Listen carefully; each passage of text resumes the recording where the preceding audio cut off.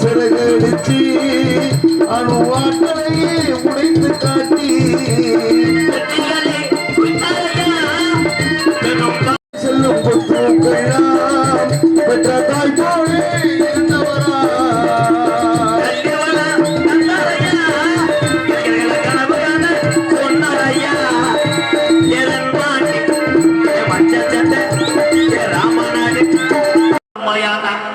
இந்த நல்ல நாச்சியா உரத்துல